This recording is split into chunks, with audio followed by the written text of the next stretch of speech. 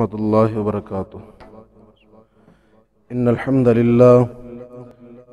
للہ نحمده ونستعینه ونستغفره ونعوذ باللہ من شرور انفسنا ومن سیئات اعمالنا، من يهده الله فلا مضل له ومن يضلله فلا هادي له، واشهد ان لا اله الا الله وحده لا شريك له، وأشهد أن محمدًا عبده ورسوله۔ اللهم صل على محمد وعلى آل محمد كما صليت على إبراهيم وعلى آل إبراهيم إنك حميد مجيد۔ اللهم بارك على محمد وعلى آل محمد كما باركت على إبراهيم وعلى آل إبراهيم إنك حميد مجيد۔ أما بعد فإن خير الحديث كتاب الله، وخير الهدي هدي محمد صلى الله عليه وسلم، وشر الأمور محدثاتها، وكل محدثة بدعة، وكل بدعة ضلالة، وكل ضلالة في النار۔ أعوذ بالله السميع العليم من الشيطان الرجيم من همزه ونفخه ونفسه۔ يا أيها الذين آمنوا اتقوا الله حق تقاته ولا تموتن إلا وأنتم مسلمون۔ بسم الله الرحمن الرحيم۔ يا أيها الناس اتقوا ربكم الذي خلقكم من نفس واحدة، وخلق منها زوجها، وبث منهما رجالا كثيرا ونساء، واتقوا الله الذي تساءلون به والأرحام، إن الله كان عليكم رقيبا۔ يا أيها الذين آمنوا اتقوا الله وقولوا قولا سديدا يصلح لكم أعمالكم ويغفر لكم ذنوبكم، ومن يطع الله ورسوله فقد فاز فوزا عظيما۔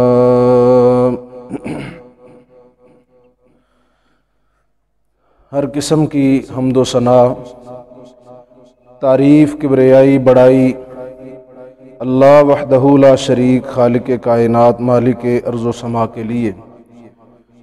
لاکھوں اور کروڑوں درود و سلام امام الانبیاء، حبیب کبریا، صدر العلا، شمس الضحیٰ، بدر الدجا، جناب محمد الرسول اللہ صلی اللہ علیہ وعلی آلہ وبارک وسلم کی ذات اقدس و مقدس و مطہرہ پہ۔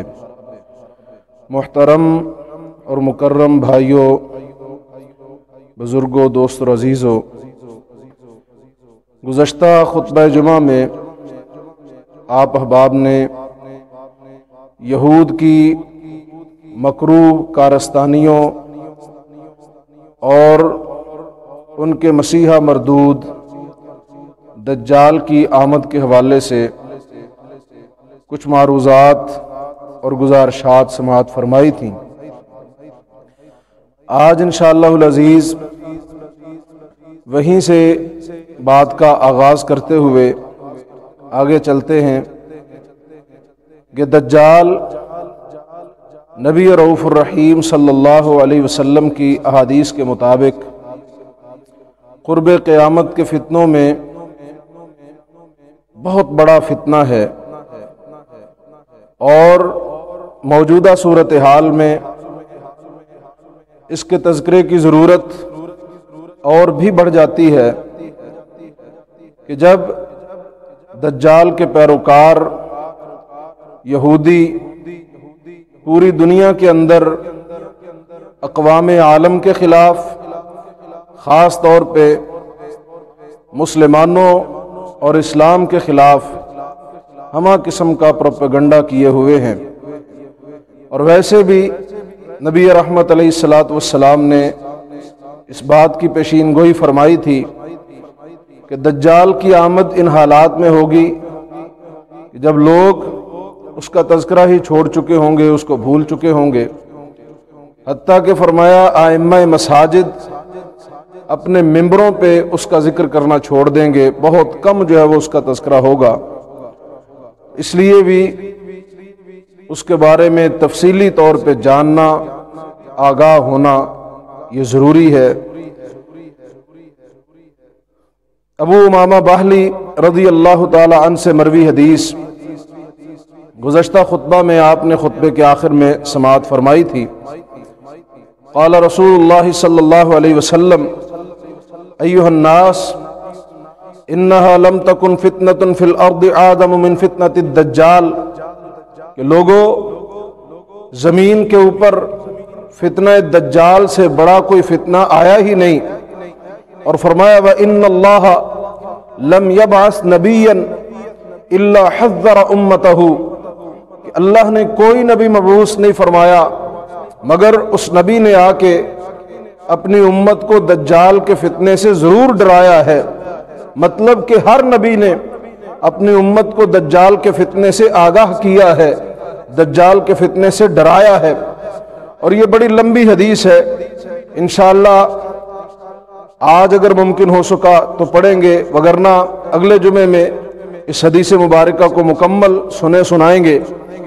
اس حوالے سے صحیح مسلم کی ایک روایت ابتداءً سماعت فرمائے، یہ بھی طویل حدیث ہے، صحیح مسلم کتاب الفتن کے اندر موجود ہے، حدیث نمبر 2946، اور اسی طرح سنن ابی داود کے اندر موجود حدیث نمبر 4325، اور اسی طرح سنن نسائی میں موجود حدیث نمبر 3547۔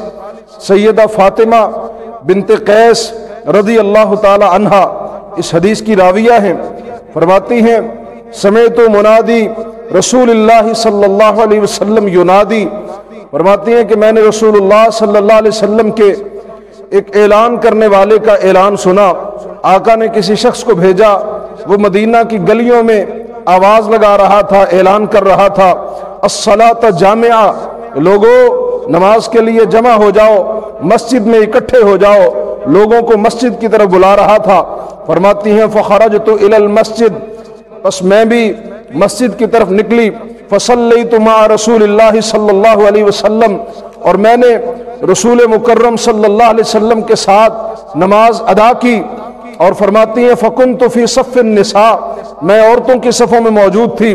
سیدہ فاطمہ بنت قیس رضی اللہ تعالی عنہا نقشہ کھینچتی ہیں، فرمایا فلما قضا رسول اللہ صلی اللہ علیہ وسلم صلاتہ، جب پیارے آقا علیہ السلام نے اپنی نماز جو ہے وہ مکمل فرما لی، جلس علی المنبر، تو آقا منبر پہ تشریف فرما ہوئے، وہو یضحک، اور نبی رحمت علیہ السلام مسکرا رہے تھے، ہنس رہے تھے۔ فقال لیلزم کل انسان مصلی، آپ صلی اللہ علیہ وسلم نے نمازیوں کی طرف رخ کر کے فرمایا کہ ہر شخص اپنی جگہ پہ بیٹھا رہے، کوئی اٹھ کے نہ جائے۔ آقا نے سب کو بیٹھنے کی تلقین فرمائی، فرمایا بات سن کے جانا، ویسے نہ جانا۔ پتہ چلا کہ نماز کے بعد درس قرآن دینا یا درس حدیث دینا یہ کوئی عیب والی بات نہیں ہے، یہ اعتراض والی بات نہیں ہے۔ ہمارے ہاں عموماً مساجد کے اندر لوگ یہ بات کرتے ہیں کہ لو جی ابھی نماز پڑھ رہے تھے، ابھی سنتیں پڑھ رہے تھے تو حضرت نے درس دینا شروع کر دیا ہے۔ میرے بھائیوں، پہلی تو بات یہ ہے کہ نماز کی اگر کچھ رکھتے رہتی ہیں تو وہ ہماری اپنی کوتاہی ہے، ہمیں چاہیے کہ نماز کی تکبیر اولیٰ میں شامل ہوں۔ اور دوسری بات کہ جو حضرات نماز کے فوراً بعد سنتیں ادا کرنا شروع کر دیتے ہیں، یہ کوئی پسندیدہ عمل نہیں ہے۔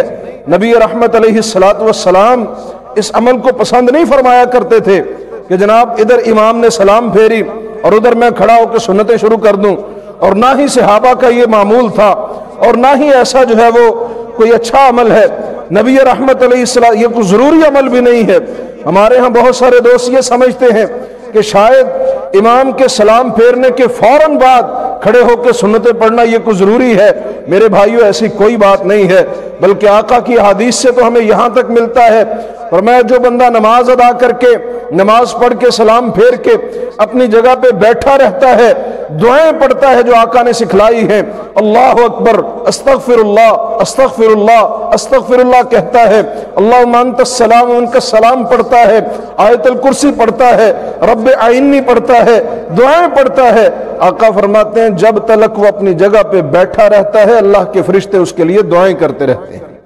اور فرمایا کہ فرشتے اس کے لیے پڑھتے ہیں اللہم اغفر لہ اللہم ارحمہ، اے اللہ اس کو معاف کر دے، اے اللہ اس پہ رحمت فرما دے۔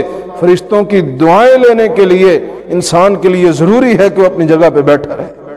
نماز ادا کر کے فوری طور پہ کھڑے ہونا یہ کوئی اچھا عمل، پسندیدہ عمل نہیں ہے۔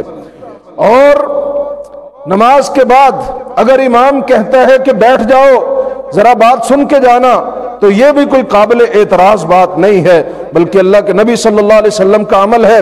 سیدہ فاطمہ بنت قیس رضی اللہ عنہ فرماتی ہیں آقا کائنات نے نماز ادا کی، منبر پہ تشریف فرما ہوئے اور فرمایا لیلزم کل انسان مصلی، ہر شخص اپنی اپنی جگہ پہ بیٹھا رہے۔ ثم قال، پھر فرمایا اتدرون لما جمعتکم، کیا تمہیں پتہ ہے، جانتے ہو میں نے تمہیں کیوں جمع کیا ہے، کیوں اکٹھا کیا ہے؟ اللہ اکبر۔ صحابہ اکرام رضوان اللہ علیہ مجمعین نے عرض کی اللہ کے نبی صلی اللہ علیہ وسلم نہیں جانتے، ہمارے علم میں نہیں ہے ہمیں کیوں اکٹھا کیا گیا ہے۔ تو آقا کائنات علیہ السلام نے ایک نصرانی عالم دین، عیسائی عالم سیدنا تمیم داری رضی اللہ تعالی عنہ، جو پہلے عیسائی عالم تھے اور اس وقت مسلمان ہو چکے تھے، ان کی طرف اشارہ فرمایا اور فرمایا کہ یہ تمیم داری ہیں، یہ عیسائی عالم ہیں، یہ میرے پاس آئے، انہوں نے بیعت کی اور مسلمان ہو گئے۔ وحدثنی حدیثا وافق الذی کنت احدثکم عن مسیح الدجال، اور انہوں نے میرے ساتھ وہ بات کی جو میں تمہیں دجال مسیح کے بارے میں بتلایا کرتا تھا، دجال کے حوالے سے جو میں تمہیں سکھلایا کرتا تھا، تمہیں سمجھایا کرتا تھا، جو باتیں میں تمہیں دجال کے بارے میں بتلایا کرتا تھا، یہ تمیم داری جو ہیں انہوں نے میرے ساتھ وہی بات کی ہے، اور ان کی بات میری بات سے موافقت کر گئی۔ کیا فرمایا سیدنا تمیم داری رضی اللہ تعالی عنہ نے؟ فرماتے ہیں کہ ہم سمندر کے اندر سفر کر رہے تھے، سمندر جو ہے وہ لہریں بپھر گئیں، ہماری کشتی جو ہے موجوں کے سپرد ہو گئی، موجیں سمندر کی ہماری کشتی کے ساتھ کھیلتی رہیں، اور پھر ایک وقت آیا کہ ہماری کشتی ایک جزیرے کے ساتھ جا لگی۔ ہم جب اس جزیرے پہ اترے تو ایک عجیب و غریب قسم کا جانور، جس کے نہ سر کا پتہ چلتا تھا، نہ پاؤں کا پتہ چلتا تھا، نہ سامنے کا نہ پیچھے کا، بہت زیادہ بالوں والا اور عجیب الخلقت جانور جو تھا وہ آیا۔ ہم اس کی طرف دیکھ کے حیران ہو رہے ہیں۔ وہ کہنے لگا انا الجساسا، میں جاسوس ہوں۔ ہم نے کہا قالو، لوگ کہنے لگے وما الجساسا، کون سا جاسوس، کس کا جاسوس ہے؟ کہنے لگا یا ایھا القوم، اے لوگو، انطلقوا الی ھذا الرجل فی الدیر، یہ جو سامنے کھنڈرات ہیں، یہ جو سامنے ویران محل ہے، یہ جو سامنے ویران سی بلڈنگ ہے، آؤ اس کے اندر ذرا چلو، یہ سامنے والے قلعے میں چلو، اس میں ایک شخص تمہارا انتظار کر رہا ہے اور وہ تمہاری گفتگو کا بڑا ہی مشتاق ہے، بڑا شوق رکھتا ہے، آؤ ذرا اس کی بات سنو۔ تمیم داری فرماتے ہیں ہم اس کے ساتھ اس بلڈنگ میں داخل ہو گئے، ہم اس جانور کے ساتھ اس ویران محل کے اندر چلے گئے، اور وہاں ہم نے دیکھا کہ ایک بڑا ہی قد آور، بہت بڑا عظیم الجثہ اور بہت بڑا جو ہے جسامت کا مالک ایک شخص، کہ اتنی بڑی جسامت کا ہم نے پہلے دیکھا نہیں تھا۔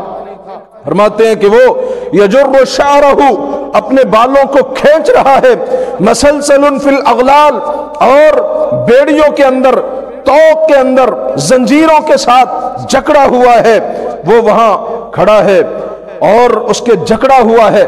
فرماتے ہیں کہ ہم نے اس سے پوچھا تو کون ہے؟ وہ کہنے لگا کہ میرے بارے میں تو تمہیں پتہ چل ہی جائے گا، لیکن پہلے میرے کچھ سوالوں کا جواب دو۔ پھر اس نے ہم سے کچھ سوال کیے، اس نے پوچھا بیسان جو ہے، شام کے نخلستان جو ہے، ان کی کیا خبر ہے، کیا وہاں پھل آ رہے ہیں؟ ہم نے کہا ہاں ان نخلستانوں میں پھل موجود ہیں۔ کہنے لگا ان قریب وہ پھل ختم ہو جائیں گے۔ پھر اس نے کہا بحیرہ تبریہ کے بارے میں بتلاؤ، کیا اس کا پانی رواں ہے؟ ہم نے کہا ہاں اس کا پانی جاری و ساری ہے۔ کہنے لگا ان قریب اس کا پانی جو ہے وہ خشک ہو جائے گا۔ پھر کہنے لگا زغر جو ہے شام کا چشمہ، اس کے بارے میں بتلاؤ، اس میں پانی ہے یا نہیں؟ ہم نے کہا اس میں پانی ہے، رواں ہے وہ چشمہ۔ کہنے لگا ان قریب وہ بھی خشک ہو جائے گا۔ پھر اس نے پوچھا خرج النبی الامیین بعد، پھر وہ کہنے لگا کہ کیا عرب کے امیوں کا نبی جو ہے وہ آ چکا ہے؟ کیا وہ مبعوث ہو چکا ہے؟ ہم نے کہا ہاں، عرب کے امیوں کا نبی جو ہے وہ آ بھی چکا ہے اور مکہ سے مدینہ کی طرف ہجرت بھی فرما چکے ہیں، اور گرد و پیش کے تمام لوگوں پہ وہ غالب آ چکے ہیں۔ پھر اس نے پوچھا اطاعوہ ام عصوہ، کیا لوگوں نے ان کی بات مانی ہے یا نافرمانی کی ہے؟ ہم نے کہا بل اطاعوہ، بلکہ لوگوں نے ان کی بات مانی ہے، لوگوں نے اطاعت کی ہے۔ قالا، تو وہ دجال، وہ بندہ جو ہے، وہ شخص وہ بولا ذاک خیر لہم، ہاں اس شخص کی بات ماننا ہی ان کے لیے بہتر ہے، اگر وہ اس کی بات نہ مانتے تو وہ ان کے حق میں بہتر نہ ہوتا۔ فرماتے ہیں ہم سے یہ باتیں پوچھنے کے بعد وہ عظیم الجثہ، وہ قد آور، وہ زنجیروں میں بیڑیوں میں جھکڑا ہوا شخص جو ہے وہ کہنے لگا لوگوں خبردار رہو، انا الدجال، میں دجال ہوں، میں مسیح دجال ہوں، ان قریب مجھے خروج کی اجازت ملے گی اور میں 40 دن کے اندر پوری دنیا کا چکر لگا جاؤں گا، پوری دنیا میں گھوم جاؤں گا، اور مجھے مکے اور مدینے میں جانے کی اجازت نہیں ہوگی۔ مکہ اور مدینہ میں جانے کی کوشش کروں گا، ہر راستے کے اوپر فرشتے بیٹھے ہوئے ہوں گے جو میرا راستہ روکیں گے، مجھے پیچھے دھکیل دیں گے۔ اللہ اکبر کبیرہ۔ اور صحابیہ فرماتی ہیں نبی مکرم صلی اللہ علیہ وسلم نے یہ بات بیان کر کے اپنی چھڑی کو 3 مرتبہ منبر پہ مارا اور فرمایا لوگوں یہی طیبہ ہے، یہی طیبہ ہے، یہی مدینہ ہے، یہی وہ جگہ ہے جہاں دجال نہیں آ سکے گا۔ اور پھر فرمایا، ہم سے پوچھا، فرمایا لوگوں هل كنت حدثتكم ذلك، کیا میں تمہیں یہ باتیں نہیں بتلایا کرتا تھا؟ کیا میں تمہارے ساتھ یہ تذکرہ کیا کرتا تھا کہ نہیں کرتا تھا؟ فقال الناس نعم، لوگوں نے کہا جی اللہ کے نبی صلی اللہ علیہ وسلم آپ ہمیں یہ بتلایا کرتے تھے، ہمارے ساتھ تذکرہ فرمایا کرتے تھے۔ فقال، تو نبی رحمت علیہ السلام نے فرمایا فَإِنَّهُ أَعْجَبَنِي حَدِيثُ تَمِيمٍ أَنَّهُ وَافَقَ الَّذِي كُنْتُ أُحَدِّثُكُمْ عَنْهُ وَعَنِ الْمَدِينَةِ وَمَكَّةِ، فرمایا کہ مجھے تمیم داری کی یہ بات جو ہے بڑی اچھی لگی ہے، میرے دل کو بھائی ہے، مجھے اس کی یہ بات بڑی پسند آئی ہے۔ کیوں؟ اس لیے کہ اس کی بات میری اس بات سے موافقت کر گئی ہے، اس کی بات سے میری اس بات کی تائید ہو گئی ہے جو میں تمہیں دجال کے بارے میں کہا کرتا تھا، جو میں تمہیں مکہ اور مدینہ کے بارے میں بتلایا کرتا تھا، اس کی باتوں سے میری اس بات کی تائید ہو گئی، اس لیے جو ہے مجھے اس کی بات پسند آئی ہے۔ اس کا مطلب ہے کہ اگر حق بات کی تائید میں کہیں سے کوئی بات ملے تو بیان کر دینی چاہیے۔ حق بات کی تائید ہو، وہ عیسائی کی بات سے ہو، حتیٰ کہ شیطان کی بات سے بھی، کہ جب ابو ہریرہ رضی اللہ تعالیٰ عنہ نے کہا تھا کہ جو وہ مجھے بتلا کے گیا ہے کہ رات کو اگر آیت الکرسی پڑھ لو اللہ حفاظت فرماتے ہیں، تو آقا نے فرمایا تھا تو شیطان بات ٹھیک کر گیا ہے۔ تائید میں اگر کوئی بات ملے تو لے لینی چاہیے، قبول کر لینی چاہیے، بیان کر دینی چاہیے۔ تو آقا نے تمیم داری جو ہیں جو بعد میں مسلمان ہوئے ان کی بات کو اپنی بات کی تائید میں پایا تو میرے آقا بڑے خوش ہوئے، میرے آقا علیہ السلام کو اس بات کی بڑی خوشی ہوئی۔ یہاں میں بھی بطور تائید ایک بات جو ہے وہ عرض کرنا چاہوں گا، اس سلسلے میں ایک چھوٹی سی گزارش کرنا ضروری سمجھتا ہوں۔ پچھلے دنوں جب صہیونیوں نے، یہودیوں نے مسجد اقصیٰ بیت المقدس پہ حملہ کیا اور اس کی حرمت کو پامال کرنے کی کوشش کی، جو ابھی بھی جاری و ساری ہے، اگرچہ ہمارے ہاں لوگ جو ہیں وہ لالی پاپ لے کے بغلیں بجا رہے ہیں، جی کیا بات ہے، ہم نے جنگ بندی کروا دی ہے، کیا بات ہے، وہاں تقریر ہو گئی، جنگ بندی ہو گئی، جنگ رک گئی۔ اللہ اکبر کبیرہ۔ ہماری حالت جو ہے وہ تو بس اس بچے کی مانند ہے کہ جس سے اس کا سارا زر چھین کے ایک ٹافی پہ اس کو خوش کر دیا جاتا ہے۔ ہماری حالت ایسی ہو چکی، جنگ بندی ہوگی۔ جنگ بندی کیا ہے؟ کیا سیز فائر ہے؟ یہ سیز فائر، یہ جنگ بندیاں وہاں ہوتی ہے جہاں دونوں جانب مقابل جو ہے جناب افواج ہو، دونوں جانب فوجیں جو ہیں وہ موجود ہو اور آپس میں ان کی لڑائی ہو، جنگ ہو، یہاں تو ایک طرف ظالم ہے جو مظلوموں پہ ظلم کر رہے ہیں، ایک طرف اسلحہ سے لیس ہے جو نہتے لوگوں کو نشانہ بنا رہے ہیں، ایک طرف فوج ہے جو بچوں، بہنوں اور بیٹیوں کو جناب پامال کر رہی ہے، اور جب وہ اپنا مقصد پورا کر لیتے ہیں بعد میں وہ جناب یہ ڈھونگ رجا دیتے ہیں کہ جنگ بندی ہو گئی ہے، اور ہم بھی برائلر کی طرح آنکھیں بند کر کے بیٹھ جاتے ہیں اور بغلے بجاتے پھرتے ہیں اور کریڈٹ لینے کی کوشش کر رہے ہوتے ہیں، جی کیا بات ہے ہم نے جنگ بندی کروا دی ہے۔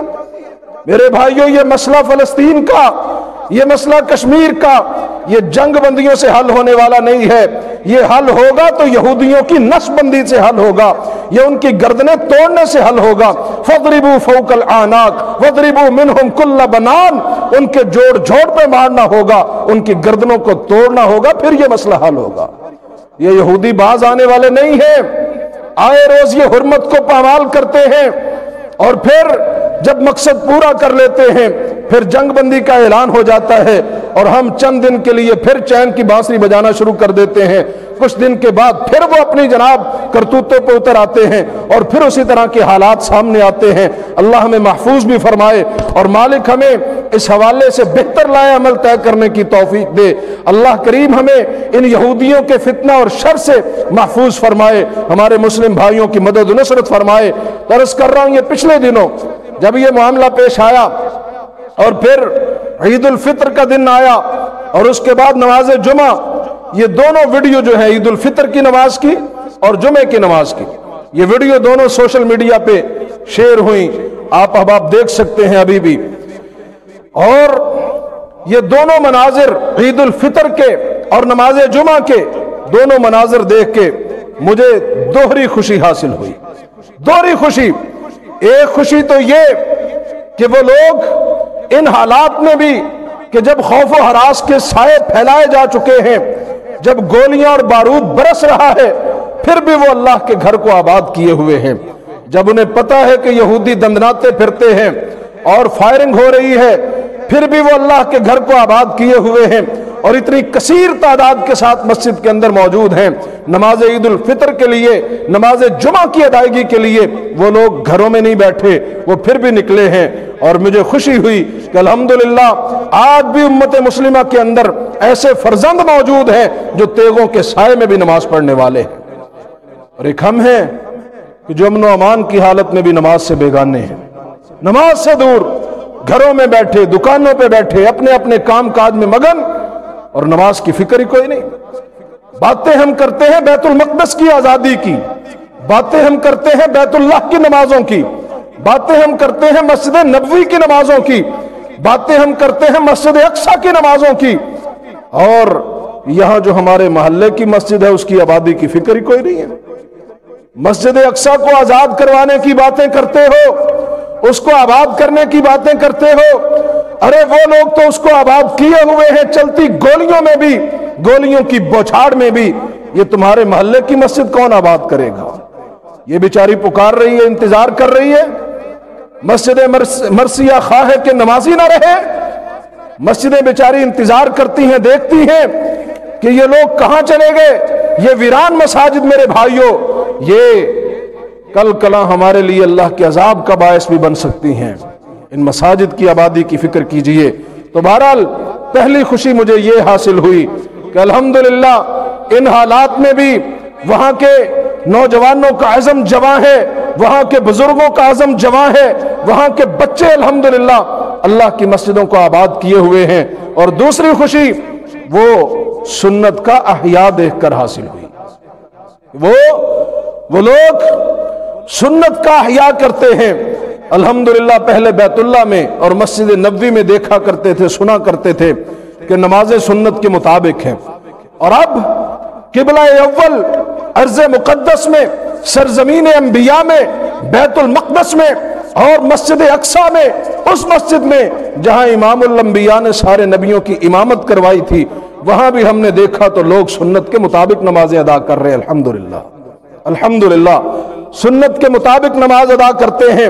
ہاتھ سینے پہ باندھتے ہیں، فاتحہ کا اہتمام کرتے ہیں، آمین بالجہر کا اہتمام ہے، رفع الیدین کا اہتمام ہے، اور عید کی نماز میں تکبیرات عید بھی سنت کے مطابق ہیں۔ پہلی رکعت میں 7 زائد تکبیریں ہیں قبل از فاتحہ، فاتحہ سے پہلے کہی گئی۔ دوسری رکعت میں 5 زائد تکبیریں ہیں جو فاتحہ سے پہلے کہیں گئی۔ ہمارے بھائیوں کی طرح نہیں کہ جو جناب پہلی رکعت میں 3 تکبیریں فاتحہ سے پہلے، دوسری رکعت میں 3 تکبیریں فاتحہ کے بعد، یہ نہیں، بلکہ سنت کے مطابق 12 تکبیروں کے ساتھ نماز عید کی 2 رکعتیں پڑھی گئیں۔ الحمدللہ الحمدللہ، یہ دیکھ کے خوشی حاصل ہوئی کہ قبلہ اول میں بھی الحمدللہ سنت کا احیاء ہے، سنت کی حیا کی جاتی ہے اور سنت کے مطابق نمازیں ادا کی جاتی ہیں۔ مالک ہمیں بھی سنت کے مطابق نمازیں ادا کرنے کی توفیق نصیب فرمائے۔ ہو سکتا ہے کوئی دوست یہ کہہ دے، کوئی اعتراض کر دے کہ لو جی قبلہ اول پنجہ یہود میں ہے، مسلمانوں کی جو ہے وہ جگہ جگہ درگت بن رہی ہے، مسلمانوں پہ ظلم و ستم کے پہاڑ ٹوٹے ہیں، اور مولوی صاحب ابھی بھی فرقہ واریت کی باتیں کر رہے ہیں، رفع الیدین اور آمین کی پڑی ہوئی ہے۔ میرے بھائیوں، پہلی بات تو یہ ہے کہ رفع الیدین اور آمین کوئی ایسی سنت نہیں ہے کہ جس کی بات نہ کی جائے۔ اگر یہ اتنی ہی معمولی بات ہوتی تو میرے نبی کی 400 سے زائد حدیثیں رفع الیدین کے بارے میں نہ ہوتی۔ اگر یہ اتنی ہی معمولی بات ہوتی تو میرے آقا آمین بالجہر کو یہودیوں کے لیے قابل نفرت نہ قرار دیتے۔ اگر یہ اتنی ہی معمولی بات ہوتی تو میرے آقا سورہ فاتحہ کی اتنی تلقین نہ کرتے۔ یہ کوئی معمولی بات نہیں ہے، معمولی عمل نہیں ہے، اس لیے ایسی بات دل میں نہیں لانی چاہیے۔ اور دوسری چیز کہ میں نے سچی بات ہے، یہ بات کسی تعصب کی بنا پہ نہیں کی، فرقہ پرستی کی بنا پہ نہیں کی، بلکہ 2 وجوہات ہیں ان باتوں کو کرنے کی۔ جو میں نے یہ کہا کہ الحمدللہ مسجد اقصیٰ کے اس عمل کو دیکھ کے ہماری بات کی ترجمانی ہوئی، مسجد اقصیٰ کے اس عمل کو دیکھ کے ہمارے عمل کی تائید ہوئی، میں نے یہ بطور تائید یہ جو عمل پیش کیا ہے۔ 2 وجوہات ہیں اس کی۔ پہلی وجہ کہ کچھ لوگ اپنے غلط عقائد و نظریات کو ترویج دینے کے لیے، اور دوسرے لفظوں میں اپنی دال روٹی کے لیے، اپنے پیٹ کی خاطر سادہ لو عوام کو قصے کہانیاں سنا کر لوگوں کو حقیقی اہل سنت اور اہل حدیث سے دور کرتے ہیں، اور امت میں انتشار و افتراق کا باعث بنتے ہیں، جن کی شدت و تعصب کی وجہ سے لوگ رفع الیدین، آمین بالجہر، فاتحہ خلف الامام اور دیگر یہ اللہ کے نبی صلی اللہ علیہ وسلم کی جو سنتیں ہیں ان کو بڑی نفرت کی نگاہ سے دیکھتے ہیں۔ لوگوں نے اپنے اپنے مفادات کی خاطر میرے پیارے آقا علیہ السلام کے ان اعمال کو لوگوں کی نظروں میں قابل نفرت قرار دیا ہے، بنا دیا ہے، اور ان اعمال کی بنا پہ لوگوں کو ہم سے دور کر دیا ہے۔ حالانکہ دوسرے مسالک کے بھی معتدل، معتبر اور محقق علماء جو ہیں وہ ان اعمال کو نبی رحمت علیہ السلام کی مستقل سنت گردانتے ہیں، ان کے اقوال سے ان کی کتابوں میں موجود۔ لہذا اس نفرت کے خاتمے کے لیے، اس دوری کو ختم کرنے کے لیے میں نے بطور تائید یہ عمل پیش کیا ہے۔ آج ہمارے بارے میں یہ بھی پروپیگنڈا کیا جاتا ہے کہ یہ اہل حدیث کل کے ہیں، یہ جناب ملکہ برطانیہ اور انگریز اور اس قسم کی چیزوں کے ساتھ جوڑا جاتا ہے۔ جائیے دیکھیے بیت المقدس مسجد اقصیٰ قبلہ اول، جائیے دیکھیے بیت اللہ مسجد نبوی مدینہ منورہ مکہ مکرمہ، الحمدللہ الحمدللہ وہاں سے ہمارے اعمال کی تائید ہوتی ہے۔ پتہ چلتا ہے کہ کل کے نہیں ہے، یا ملکہ برطانیہ یا وکٹوریہ یا اس کے ساتھ کوئی تعلق نہیں ہے، ہمارا تعلق اگر ہے تو اللہ اور اس کے رسول سے ہے، کتاب و سنت سے ہے، محمد الرسول اللہ صلی اللہ علیہ وسلم کے اصحاب سے، الحمدللہ۔ اور اس لیے میں نے یہ عمل پیش کیا ہے کہ لوگوں، مولویوں کی باتوں میں آ کے ہم سے دور نہ جاؤ، ہم سے کنی نہ کتراؤ، نفرت کے بیج نہ بو، ہم سے پیچھے نہ ہٹو، مولویوں کی باتوں میں نہ آؤ، یہ وہابی ہیں، یہ گستاخ ہیں، یہ مکھیاں مارتے ہیں، یہ ایسا کرتے ہیں وغیرہ وغیرہ، اس قسم کی باتیں نہ کیجئے۔ سنت کا مذاق اڑا کے خود کو اللہ کے عذاب کا مستحق نہ بنائیے۔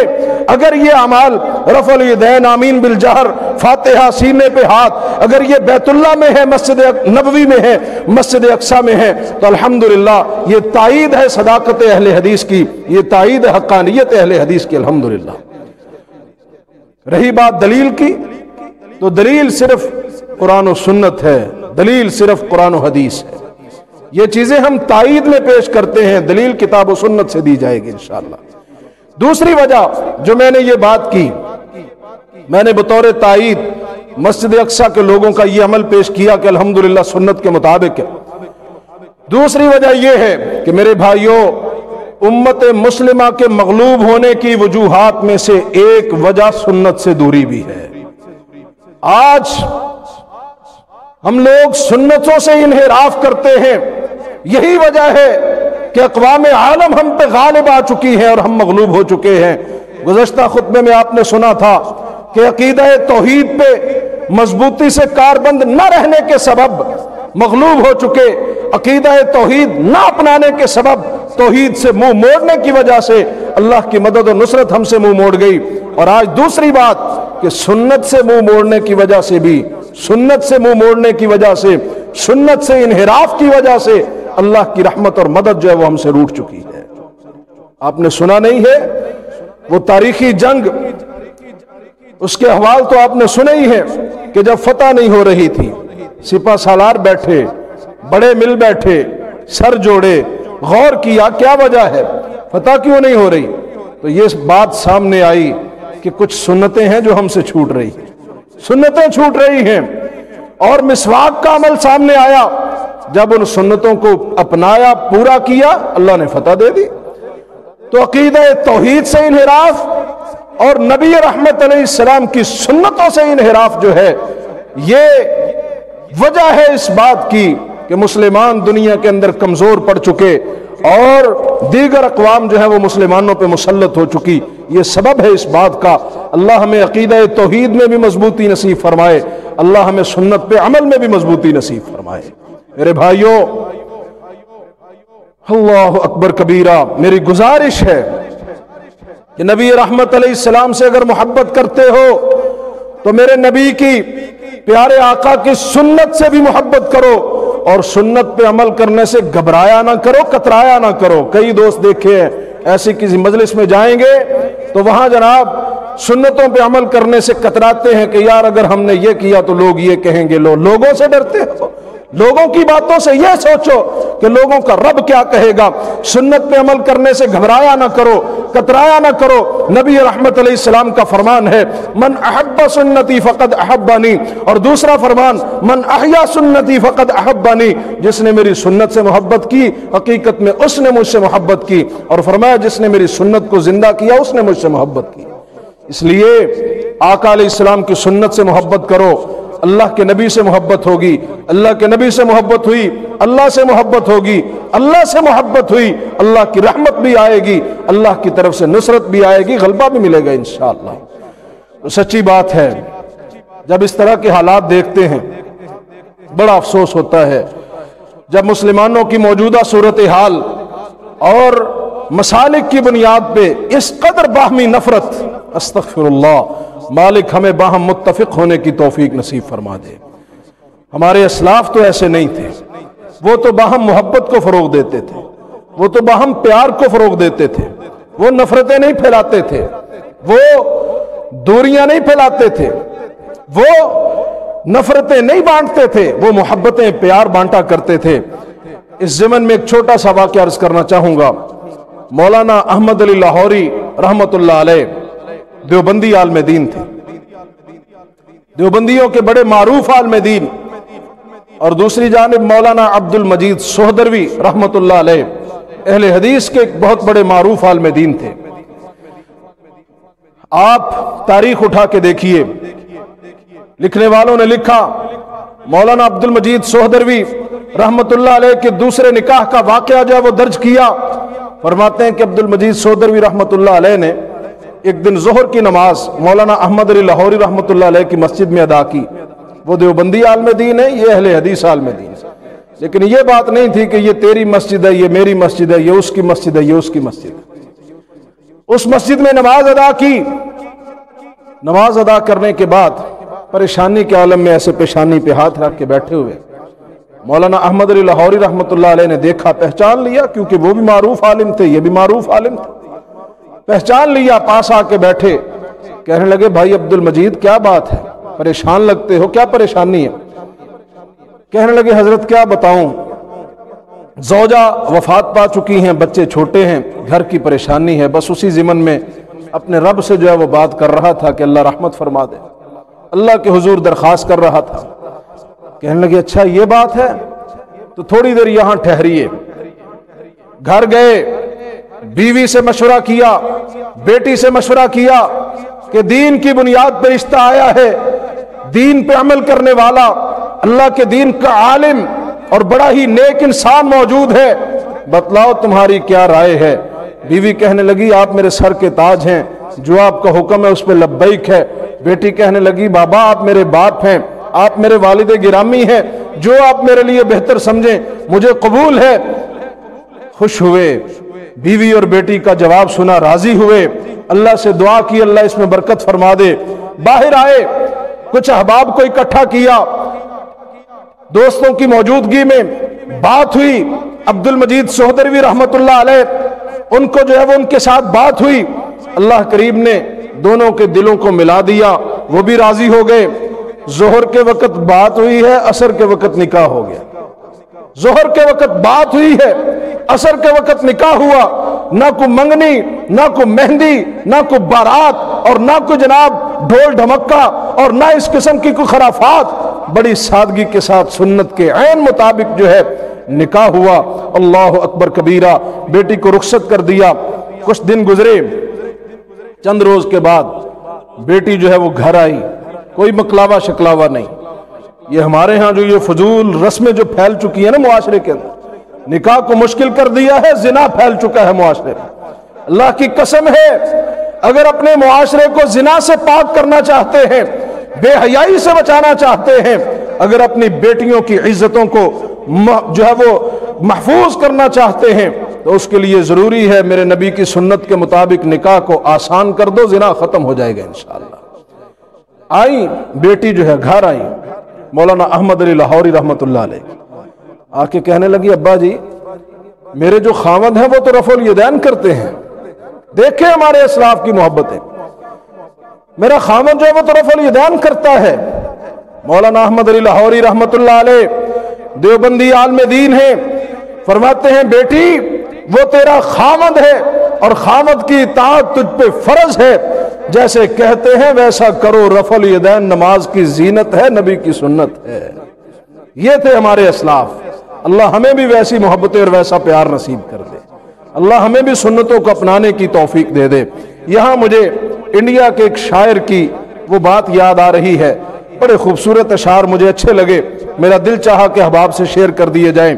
हमारी मौजूदा नाकामी और कमजोरी के असबाब उसमें मौजूद है, मौजूदा सूरत हाल के बिल्कुल अक्कास हैं ये अशार।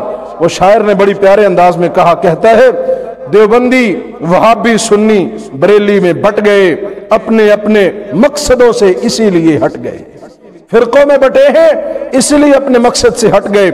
अपनी अपनी मस्जिदें हैं, अपने अपने पीर हैं, तरकशों में जंग खाए सारे टूटे तीर हैं। सैकड़ों खुदा हैं जिनके एक जगह पे खड़े हैं, एक खुदा को मानने वाले सारे बिखरे पड़े हैं। कहते हैं जो सैकड़ों खुदा की पूजा करते हैं, अल कुफ्र मिल्लतुम वाहिदा, वो मुसलमानों के खिलाफ एक बन के आ गए हैं, और जो एक रब को मानने वाले हैं सारे एक दूसरे पे फतवे लगाते फिर। अल्लाह मुझे और आपको इत्तिफाक नसीब कर दे। कौम को मैं आईना दिखाने आज आया हूं, सोए हुए शेरों को जगाने आज आया हूं। उम्मत मुस्लिमा तू शेर है लेकिन सो चुकी है, सोए हुए शेरों को जगाने आज आया हूं। फौज पे हजारों की 72 कभी भारी थे, दुश्मनों के चेहरों पे तुम्हारे खौफ तारी थे। तुमने कभी साहिलों पे कश्तियां जलाई थी, तुमने अपने बाजुओं की तलवारें बनाई थी। दुश्मनों को किसने जंगे बदर में पिछाड़ा था? कौन थे वो जिन्होंने खैबर से यहूदियों को उखाड़ा था? कौन थे वो? अल्लाह अकबर, वो तुम ही थे मुसलमानों وہ تم ہی تھے، یہ بتانے آج آیا ہوں، سوئے ہوئے شیروں کو جگانے آج آیا ہوں۔ بڑی پیاری بات کی اس نے۔ اور میرے مالک کا کیا اعلان ہے؟ وَاعْتَصِمُوا بِحَبْلِ اللَّهِ جَمِيعًا وَلَا تَفَرَّقُوا، لوگو اللہ کی رسی کو مضبوطی سے تھام لو اور فرقے فرقے نہ بنو، گروہ گروہ نہ بنو۔ دوسرے مقام پہ فرمایا اگر فرقوں میں بٹو گے تمہاری ہوا اکھڑ جائے گی، روب ختم ہو جائے گا، دبدبہ ختم ہو جائے گا۔ اللہ ہمیں اتفاق نصیب کر دے۔ اللہ اکبر کبیرہ۔ بہرحال میں نے آپ حضرات کے سامنے سیدہ فاطمہ بنت قیس رضی اللہ تعالی عنہا سے مروی لمبی حدیث جو ہے وہ میں نے پڑھی، جس میں سیدنا تمیم داری رضی اللہ تعالی عنہ کی سمندر کے کسی جزیرے میں قید دجال سے ملاقات کا تذکرہ اور احوال بیان ہوا، اور پیارے حبیب صلی اللہ علیہ وسلم نے اپنے احباب کو بڑے شوق سے سنایا اور فرمایا کہ تمیم داری کی بات سے میری بات کی تائید ہوئی ہے، اور یہ فرمایا کہ میں تمہیں یہ کہا کرتا تھا، میں تمہیں یہ سنایا کرتا تھا، میں تمہیں ڈرایا کرتا تھا، میں تمہیں فتنہ دجال سے پناہ مانگنے کا حکم دیا کرتا تھا۔ آج یہ نصرانی عالم تمیم داری اپنی آنکھوں سے دیکھ آیا ہے، مجھے اس کی باتوں سے میری باتوں کی تائید ہوئی، اس لیے مجھے اس بات کی خوشی ہوئی۔ اور اس حدیث کے آخر میں نبی رحمت علیہ الصلوۃ والسلام نے فرمایا کہ وہ دجال جو ہے وہ مشرق سے نکلے گا، اور دیگر احادیث میں کسی میں فرمایا اصبہان سے نکلے گا، کسی میں فرمایا خراسان سے نکلے گا۔ انشاءاللہ اس کی تفصیل اگلے جمعے عرض کی جائے گی، اس کی تفصیل اگلے جمعے بیان کروں گا کہ یہ بظاہر جو تعارض معلوم ہوتا ہے اس میں تطبیق کیا ہے۔ میرے بھائیوں، یہ دجال اور فتنہ دجال کا تذکرہ اس لیے کر رہا ہوں، اس لیے ضروری ہے کہ موجودہ صورتحال کا تقاضا ہے۔ اس وقت عالمی دہشت گرد اور اسلام اور مسلمانوں کا سب سے بڑا دشمن یہودی اپنے مسیحا دجال کا بڑی شدت کے ساتھ منتظر بھی ہے اور اس کے آنے کے انتظامات بھی کر رہا ہے، پوری دنیا پہ غلبے کے خواب دیکھ رہا ہے، فتنوں کے جال بن رہا ہے، اور مسلمان خواب غفلت میں پڑے ہوئے ہیں۔ نبی رؤوف الرحیم صلی اللہ علیہ وسلم نے فرمایا تھا، جیسا کہ میں نے شروع میں عرض کیا، مسند احمد کی روایت ہے، سیدنا صاحب بن جسامہ رضی اللہ عنہ راوی ہے، سمیت رسول اللہ صلی اللہ علیہ وسلم یقول، فرماتے میں نے آقا سے سنا فرما رہے تھے، لا یخرج الدجال، دجال جو ہے وہ نہیں نکلے گا، حتی یذہل الناس عن ذکرہ، یہاں تک کہ لوگ اس کے تذکرے سے غافل ہو جائیں گے، لوگ اس کو بھول چکے ہوں گے، وحتی تترک الائمۃ ذکرہ علی المنابر، یہاں تک کہ ائمہ جو ہیں وہ بھی اس کا ذکر کرنا ممبروں پہ چھوڑ دیں گے، بہت کم اس کا ذکر کیا جائے گا، بہت کم اس کا تذکرہ کیا جائے گا۔ فرمایا جب ایسی صورتحال پیدا ہو جائے گی، لوگ اس سے غافل ہو جائیں گے، تو دجال جو ہے وہ دنیا میں نکل آئے گا بہت بڑا فتنہ بن کے۔ اللہ ہمیں اس فتنے سے محفوظ فرما دے۔ آج صورتحال آپ کے سامنے ہے، ہمیں قصے کہانیوں سے فرصت نہیں ہے، ہمیں جناب باہمی افتراق سے فرصت نہیں ہے، جبکہ دشمن چہار جانب سے ہمیں گھیرے ہوئے ہے۔ ہم مسلمان ہو کر آقا کی پیشین گوئیوں سے غافل ہیں، اور وہ یہودی کافر ہو کر آقا کی رسالت کے منکر ہو کر نبی رحمت علیہ السلام کی پیشین گوئیوں کے مطابق منصوبہ بندی کر رہے ہیں۔ میرے بھائیوں، دعائیں بھی کیا کیجئے، اللہ ہمیں اس فتنہ اور شر سے محفوظ فرمائے، مالک ہم سب کے حال پہ رحم فرمائے۔ آقا نے جو دعائیں سکھلائیں فتنہ دجال سے بچنے کے لیے وہ بھی پڑھیں۔ اگلے جمعے انشاءاللہ العزیز یہیں سے بات آگے چلائیں گے کہ دجال کا فتنہ کیا ہے۔ دجال کے حوالے سے ایک اور لمبی حدیث سیدنا نواس بن سمان رضی اللہ عنہ کی وہ بھی پیش کی جائے گی، ابو امامہ باہلی رضی اللہ عنہ کی، اس کا بھی انشاءاللہ تذکرہ ہوگا، اور اسی طرح چلتے چلتے ہم ایک دو خطبات جماعت میں امام مہدی رحمت اللہ علیہ اور سیدنا عیسیٰ علیہ السلام اور یہ فتنہ دجال اس حوالے سے کچھ سیکھنے اور سمجھنے کی کوشش کریں گے۔ آپ احباب خود بھی تشریف لائیں وقت پہ، اور دوسرے دوستوں کو بھی دعوت دیجئے۔ اللہ کریم سب کا حامی و ناصر ہو، مالک ہمیں عمل کی توفیق دے۔ آخر دعوانا الحمدللہ رب العالمین۔